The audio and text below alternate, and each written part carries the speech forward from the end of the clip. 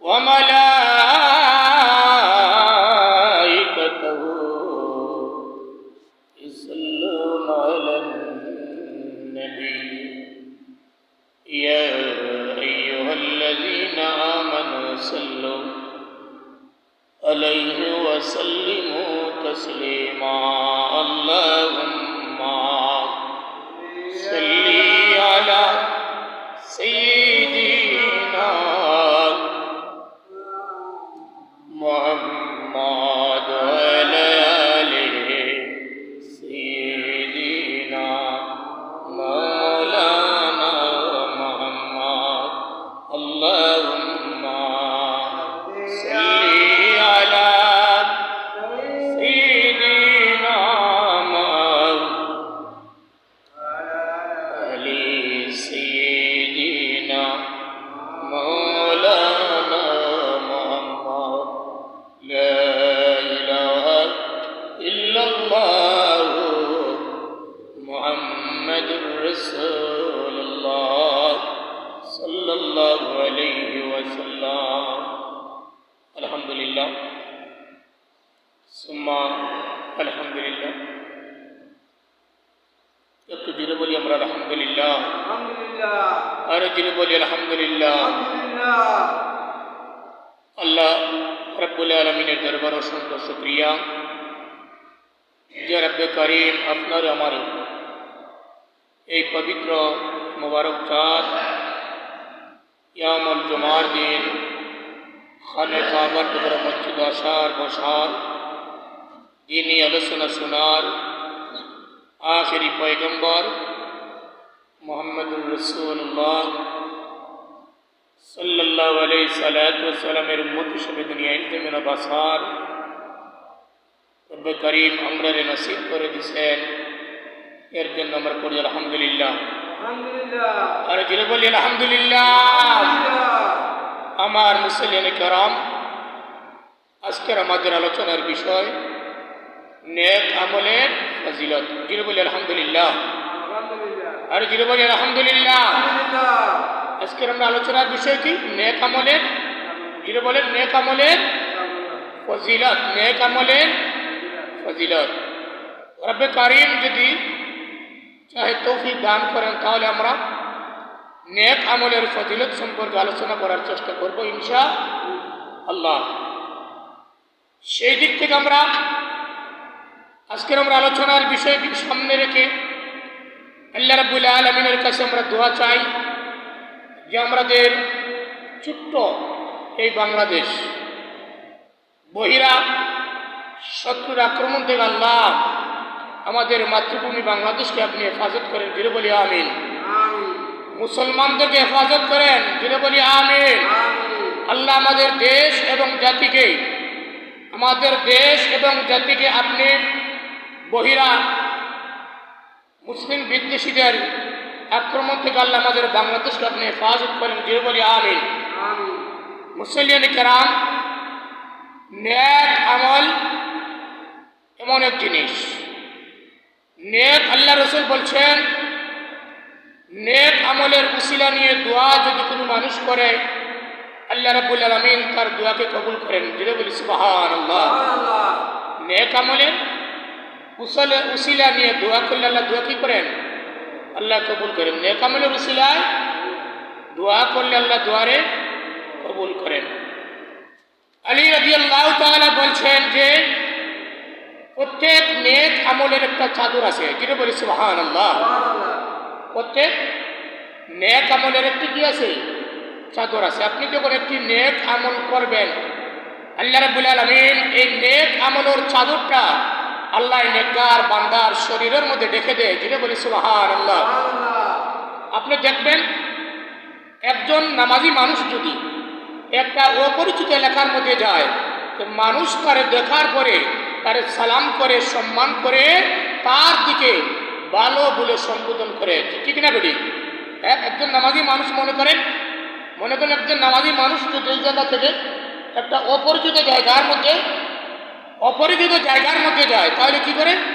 নামাজি মানুষ, আল্লাহওয়ালা মানুষ, নেককার মানুষকে আল্লাহ কি করে অপরিচিত জায়গার মধ্যে যাওয়ার পরেও আল্লাহ তার মায়ার বান্দার মাধ্যমে সম্মান দেওয়ায় ইজ্জত দেওয়ায় জুড়ে বলি সুবহানাল্লাহ। কথাটা ঠিক না বেটিক ভাই? হ্যাঁ, একজন নামাজি মানুষ মনে করেন আপনি এই জায়গার নামাজি, আপনি সিলেট গেছেন, ঢাকা গেছেন, আপনি ঢাকা যান আর সিলেট যান, যে জায়গার মধ্যে একজন নামাজি মানুষ যায়, আমলদার মানুষ যায়, গাড়িওয়ালা মানুষ যায়, সুন্নতি পাঞ্জাবি লাগানো মানুষ যায়, টুপি যদি মাথার মধ্যে থাকে মানুষ যায়, অপরিচিত মানুষ যদি হয়, মানুষটা যদি নেককার থাকে আল্লাহ তাকে সম্মান করে। কথাটা ঠিক না বেটি? যেহেতু আলী বলছেন, আলী রাদিয়াল্লাহু তাআলা বলছেন, একজন মানুষ যদি নেক আমল করে, নেক আমল করার কারণে আল্লাহ নেক আমলের একটা চাদর আল্লাহ নেক আমলকারী বান্দার গায়ের মধ্যে আল্লাহ প্রদান করাই দেয়। যেটা বলি সুবহানাল্লাহ। আমার মুসল্লিয়ানে কেরাম, চার জিনিস যদি, কয় জিনিস? চার জিনিস। কয় জিনিস? চার জিনিস যদি, চার জিনিস যদি সামনের কাতারে বসেন, কারণ জানাজার নামাজের সওয়াব শুরু হয় কোন কাতার থেকে? পিছনের কাতার থেকে। কোন কাতার থেকে? পিছনের কাতার থেকে। আর পাঁচ ওয়াক্ত নামাজ, জুমার নামাজের সওয়াব শুরু হয় সামনের কাতার থেকে। কোন কাতার থেকে? সামনের কাতার থেকে।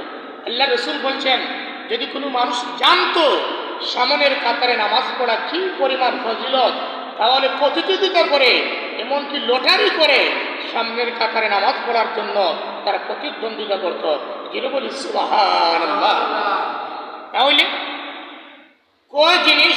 আল্লাহ রসুল বলছেন, চার জিনিস যদি একজন মানুষের মধ্যে থাকে তাহলে আপনি আশা করতে পারেন এই মানুষটা জান্নাতে যেতে পারে। যেটা বলি সুবহানাল্লাহ। যেহেতু আমরা বিষয়ভিত্তিক আলোচনা করি, কারণ উঠ করে তো আলোচনার মধ্যে ঢুকা যায় না, কারণ আলোচনার বিষয়ভিত্তিক যদি আলোচনা করা হয় তাহলে তার পারম্পরিকা দৃঢ়ভাবে তার ধারাবাহিকতা রক্ষা করে আলোচনা করতে হয়। ঠিক না বেটি ভাই?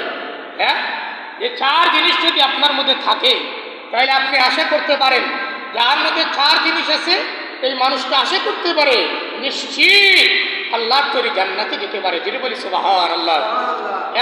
এক নাম্বার হচ্ছে ঈমান। এক নাম্বার কি? ঈমান। যেটা বলে কি? ঈমান। একজন মানুষ যদি মনে করেন সারাদিন নামাজ পড়লো, সারাদিন রোজা রাখলো, আর সে যদি ঈমান থাকে না, তার নামাজ রোজার কোনো মূল্য আছে? যদি বলেন ঈমান যদি থাকে না, ঈমান যদি থাকে না একজন মানুষের, ঈমান যদি থাকে না তার নামাজের মধ্যে, তার তেলাওয়াতের মধ্যে, তার জিকিরের মধ্যে, তার তাসবির মধ্যে, তার নফল ইবাদতের মধ্যে কোনো স্বাদ আছে? কোনো ফায়দা নেই। কোনো ফায়দা নেই। এর জন্য ভাই আল্লাহ রসুল বলছেন, এক নম্বর হচ্ছে যে ঈমান। ঈমান যদি কোনো মানুষের মধ্যে থাকে, আখলিস দীনাকা ইয়াকফিকা আল-আমালুল কলিল। যেটা বলি সুবহানাল্লাহ। আখলিস দীনাকা ইয়াকফিকা আল-আমালুল কলিল। আপনার আমল যদি শস্যার দানা পরিমাণ থাকে তাহলে নাজাতের জন্য এটাই যথেষ্ট। যেটা বলি সুবহানাল্লাহ। মনে করেন আপনি তাড়াহুড়া করে তাহাজ্জুদের নামাজ 8 রাকাত পড়ার চাইতে আপনি ধীরস্থিরভাবে 4 রাকাত পড়েন। যেটা বলি সুবহানাল্লাহ।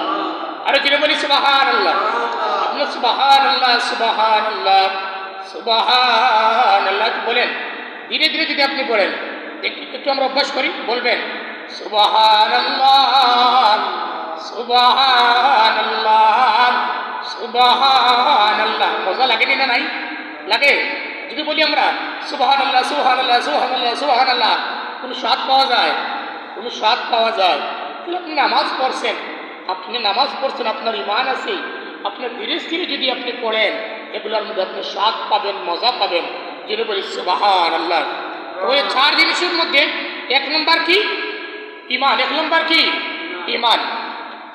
দুই নম্বর হচ্ছে আপনার নেক আমল।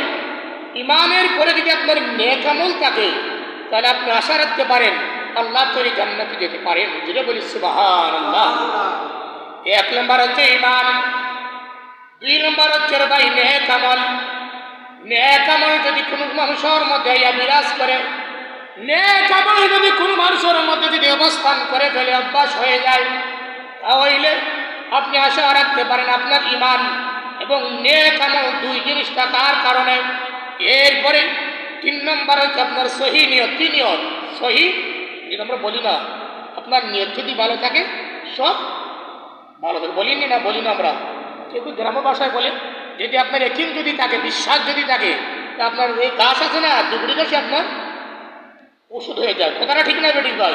আর যদি আপনার ইমান থাকে না, নিয়ত ভালো থাকে না, মনে করেন আপনি 100 জন মানুষকে দাওয়াত দিয়ে সিন্নি খাওয়ানোর জন্য আপনি বসাইলেন, নিয়ত যদি থাকে আপনার মানুষ আপনাকে খাওয়াইছেন সুনাম করার জন্য, কোনো ফায়দা হবে? কোনো ফায়দা হবে না।